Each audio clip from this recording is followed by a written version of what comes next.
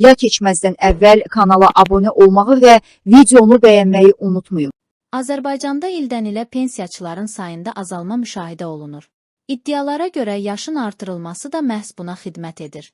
Yəni pensiya alanların sayı azalsın və gələcəkdə ödənişlər ləğv edilsin.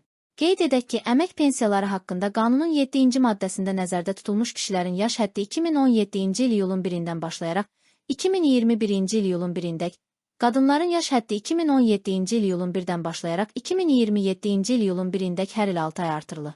Yəni hazırda kişilərdə pensiya yaşı 65-dir, qadınlarda isə bu il 64 olacaq. Pensiya ödənişləri gələcəkdə ləğv oluna bilərmi? Globalinfo AZA danışan iqtisadçı Eyüp Kərimli iddiaların əsassız olduğunu deyib. Düşünmürəm ki, azalma tendensiyası yaş artımı ilə əlaqəli olsun.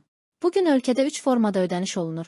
Ailə başçısının itirildiyinə görə, yaşa görə pensiya və əmək pensiyaları, bunlar arasında əlilliyə görə və ailə başçısını itirdiyi üçün təqaüd alanların sayı azalıb.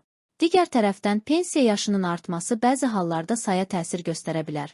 Lakin gələcəkdə pensiya ödənişlərinin ləğv edilməsi fikri absurddur. İqtisadçı bildirib ki, belə qayda dünyanın heç bir yerində yoxdur.